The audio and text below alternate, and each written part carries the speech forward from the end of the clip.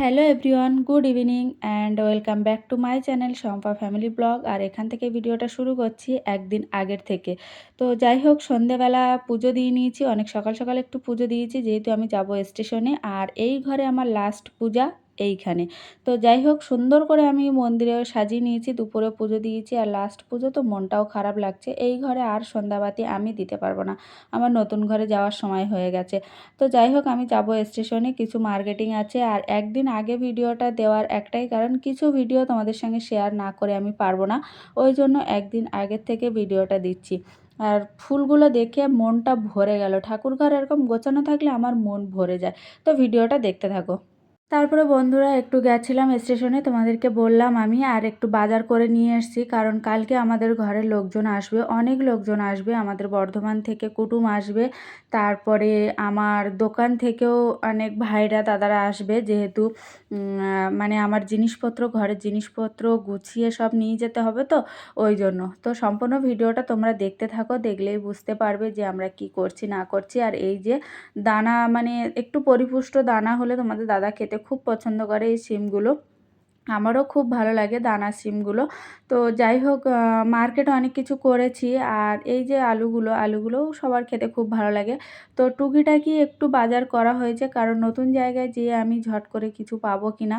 তো যাই হোক, এগুলো থাকবেও না, কারণ নতুন ঘর তো এঁটোও করতে পারবো না। ওই জন্য যেটুকু এনেছি অল্প অল্প করে এনেছি, কালকে রান্না হবে, রান্না হয়ে খাওয়া দাওয়া করে তারপরে জিনিসপত্র প্যাকিং করে একবারে চলে যাওয়া হবে। তোমাদের দাদা গাড়িতে চলে যাবে আর আমরা ট্রেন ধরে যাব।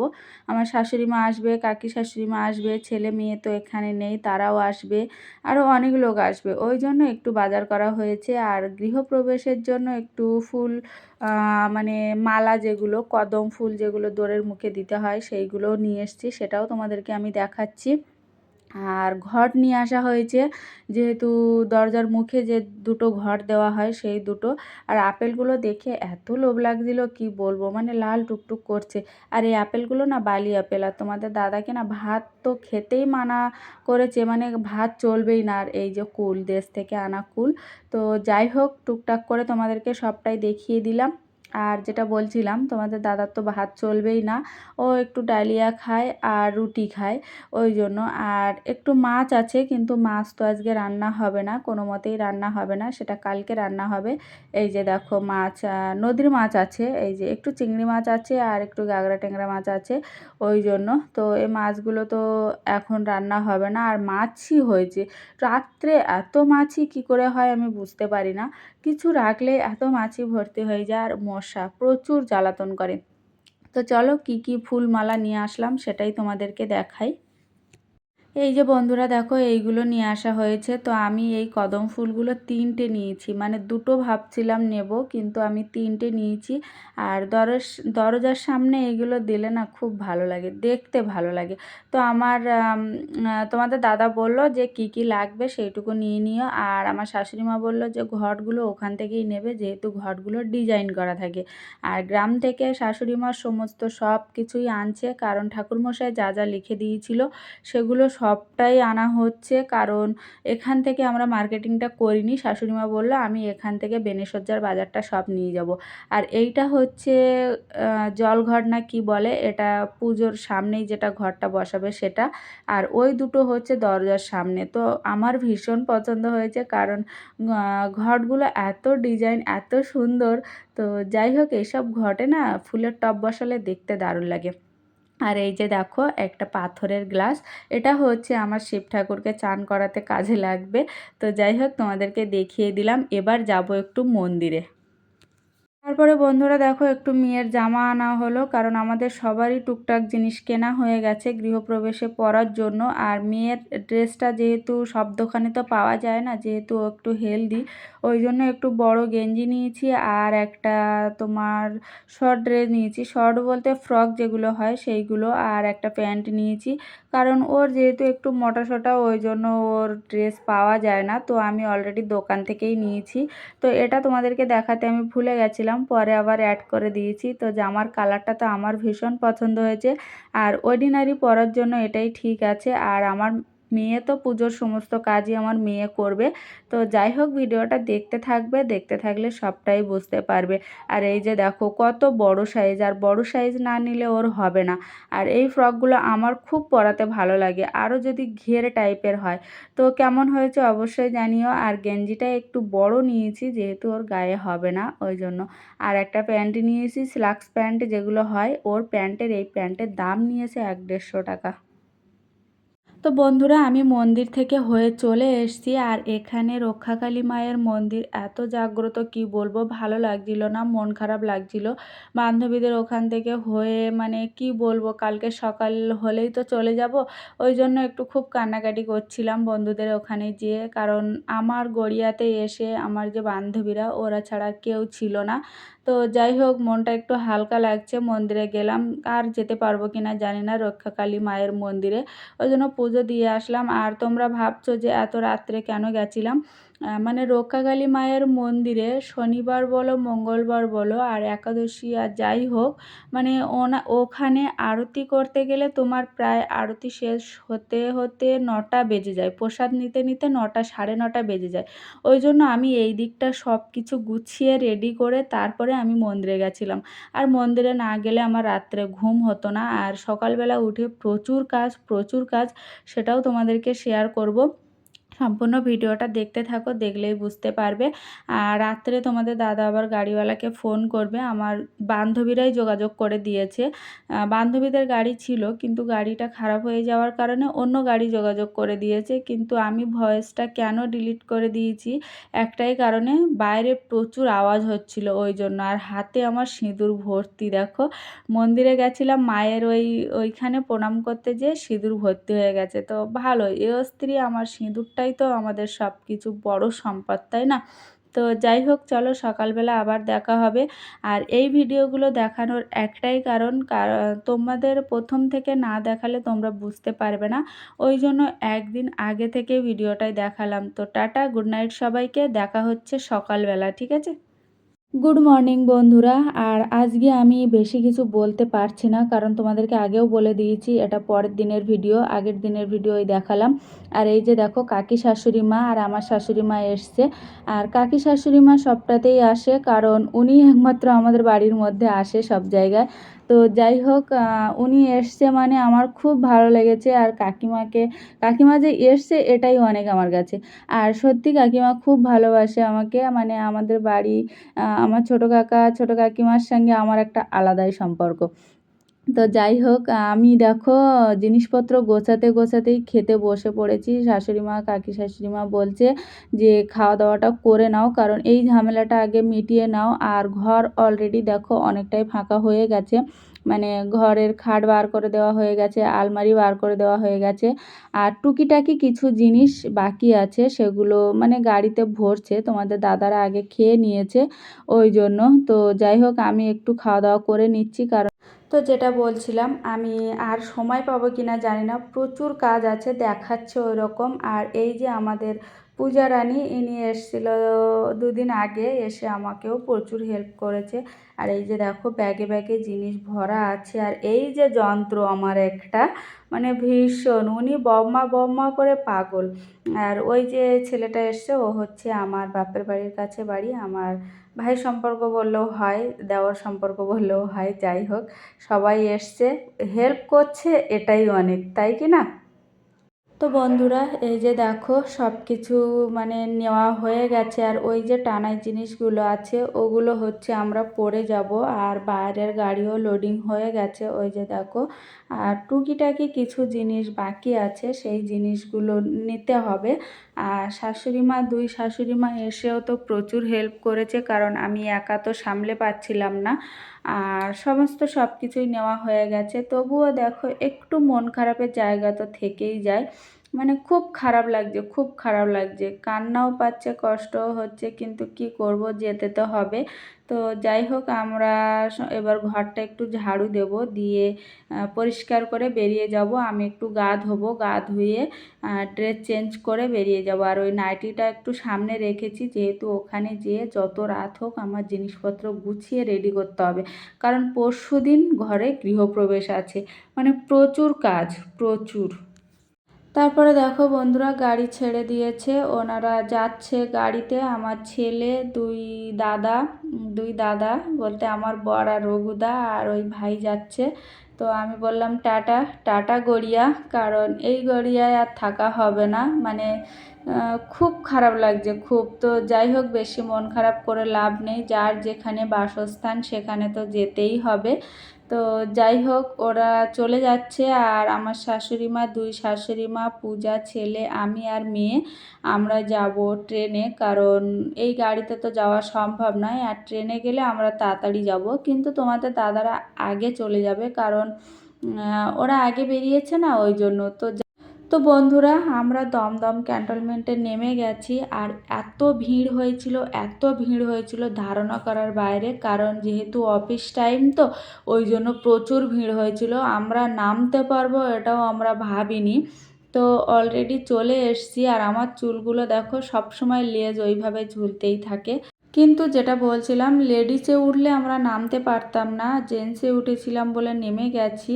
আর অফিস টাইমে ওই জন্য। আর আমি আবার ভাবলাম যে এই ট্রেনটা যদি মিস করে দিই তাহলে খুব সমস্যা হয়ে যাবে, ওই জন্য। তো এসে সব কটাকে জল খাইয়ে নিচ্ছি, কারণ প্রচুর হাঁপিয়ে গেছে সবাই। তো বন্ধুরা, অলরেডি জিনিসপত্র ঘরে চলে এসছে। আর বড় বড় জিনিসগুলো মানে খাট, আলমারি আর ট্যাঙ্ক, ওই দুটো সিঁড়িতে আনা হয়েছে। আর এই যে ছোট ছোট জিনিসগুলো দেখতে পাচ্ছ, এগুলো হচ্ছে লিফট করে আনা হয়েছে। আমরা এখানে এসে জিজ্ঞাসা করে নিয়েছি যে আমরা কি লিফটটা ব্যবহার করতে পারি। আমরা না বলার আগেই ওনারা বলে দিয়েছে যে ছোটোখাটো জিনিস তোমরা লিফটে করে নিয়ে যাও, কারণ অতবার সিঁড়ি ভাঙা মানে সমস্যা হবে। কিন্তু আমি ভাবতে পারিনি যে পরবর্তীকালে মানে এখানকার মানুষগুলো এত ভালো হবে, মানে যার জায়গা, ওনার ছেলে, দুটো ছেলে একটা মেয়ে, সবাই ফ্ল্যাট পেয়েছে। তো আমার পাশে একজন আছে আর একতলায় দুজন আছে। তো আমি ভাবতে পারিনি যে কাকুরা এত ভালো হবে। তো যাই হোক, কপালে ছিল ওই জন্য। তো আপাতত এই জিনিসগুলো এখন গোছাতে হবে, যত রাত হোক গুছিয়ে অন্তত চারিদিকে পরিষ্কার করতে হবে। একটা ঘরে জিনিস আমি রাখবো না, দরকার হলে আমি ব্যালকনিতে রেখে দেবো, কিন্তু কোনো ঘরে ছিটিয়ে রাখবো না, তাই যত রাত হোক। তারপরে বন্ধুরা দেখো, কিছু কাজ কমপ্লিট করে এখনও পুরো কাজ হয়নি। তো মায়ারা গেছে ছাদে খেতে, যেহেতু আমাদের ঠাকুরমশাই বলে দিয়েছে যে পুজোর আগে ঘর কোনো মতে এঁটো করা যাবে না, এমনকি গ্যাসও জ্বালানো যাবে না। তো ওরা ছাদে খেতে বসে গেছে, আমি একটু লাস্টে এসছি, কারণ একটু কাজ গোছাচ্ছিলাম আমি। অলরেডি কিন্তু 11টা 12টা বেজে গেছে। আর আমার যে জিনিস গোছাতে গোছাতে কটা বাজবে জানি না।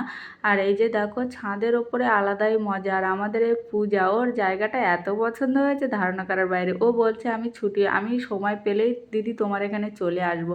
আমি বলছি ঠিক আছে, কোনো অসুবিধা নেই আমার। তো আমি একটু ছাদে এদিক ওদিক হাঁটাহাঁটি করছিলাম, করে তারপরে খেতে বসলাম। মা বলছে যে খেয়ে নাও, খেয়ে নিয়ে সারা রাত ধরে গোছাও। কিন্তু আমার লাস্টে এত কষ্ট হয়েছিল যে আমি রান্নাঘরেই শুয়ে পড়েছিলাম। মানে তখন বাজে প্রায় না না করে 2:30 থেকে 3টে। আবার ফার্স্ট সকালে উঠতে হয়েছিল, কারণ ঠাকুরমশাই একটু তাড়াতাড়ি চলে আসবে বলেছে। আর রাত্রে তোমাদের দাদাকে বলেছিলাম যে একটু রুটি তরকারি নিয়ে আসবে, ওই জন্য রুটি তরকারি নিয়ে এসেছিলো। আর দুপুরে আমরা যা রান্না করেছিলাম, একটু ভাত বেঁচে গেছিলো। ওই যে দেখো, সেই ভাত সবাইকে ভাগ করে দেওয়া হচ্ছে। তো ভাতটা আলাদা করেই নিয়ে আসা হয়েছিল, যাতে কোনো নোংরা কিছু না পড়ে। তো যাই হোক, আপাতত রাত্রে সবার ভালোভাবে হয়ে গেছে। আর কালকে তো পুজোর রান্না হবে, যেহেতু ঠাকুরমশাইয়ের কাছে জিজ্ঞাসা করে তারপরে গ্যাস জ্বালানো হবে। উনি যখন পুজো শুরু করে দেবে, ঘট বসানো হয়ে যাবে, তখন উনি আদেশ দিলে আমাদের রান্না শুরু করবে।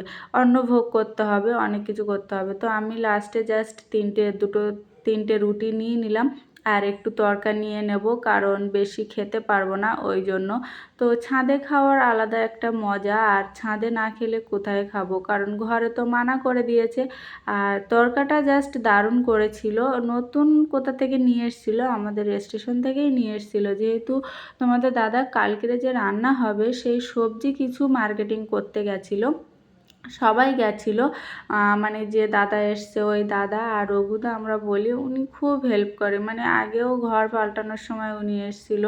আর আমাদের একটা পরিবারের মতো হয়ে গেছে, যেহেতু আমরাও যাই ওরাও আসে। তো এবছর আর যেতে পারিনি ওদের বাড়ি অনুষ্ঠানের সময়, সরস্বতী পুজোর সময়, যেহেতু আমাদের এই ঘর ঘর করে আমরা একটু ঝামেলায় ছিলাম ওই জন্য। কিন্তু সামনে বছর সবাই মিলে যাব, এটাই মানে আমরা বলে দিয়েছি। ওরা বারবার ফোন করেছিল যে তোমরা আসো, কিন্তু আমরা বললাম আমরা যেতে পারবো না। তো অলরেডি এটা খাওয়া দাওয়া করে নিয়ে তারপরে আবার আসছি, ঠিক আছে চলো। তো বন্ধুরা খাওয়া দাওয়া করে এই যে গোছানো শুরু করে দিয়েছি। আর একটা লাইন আমাদেরকে দিয়েছে, আমাদের পোমাটা দাদা বলে দিয়েছিল কালকে ওদের ঘরে পুজো আছে, যে করে হোক একটা কারেন্টের লাইন দিতে হবে, ওই জন্য লাইটগুলো ওইভাবেই লাগানো। আর আমাদের মিটারও এখনও আসেনি। আর তার উপরে আমি তোমাদেরকে বলছিলাম না যে ব্যাগে ব্যাগে জিনিসগুলো নেব, তো ব্যাগে ব্যাগে জিনিসগুলো আগে আলমারিতে দিয়ে দিচ্ছি। তো মা কাকিমা সবাই এসে এখানে বসে আছে, তো আমি বললাম যে আমি এই ঘরটা খালি করে দিচ্ছি আগে, তোমরা শুয়ে পড়ো, কারণ অনেকটাই রাত হয়ে গেছে, 1টা বেজে গেছে। তো তোমরা অত রাত পর্যন্ত বসে থাকতে পারবে না। আর এই যে মা বসে আছে। আর পুজোর জিনিসগুলো আলাদা করা হয়েছে, যেগুলো ও ঘরে কোনো ঘরেই রাখা হয়নি, এই মেয়ের ঘরেই রাখা হয়েছে। এইটা হচ্ছে মেয়ের ঘর, এখানে আলমারি থাকবে, একটা খাট থাকবে, আর আলনা থাকবে, আর ঠাকুর ঘরটা থাকবে।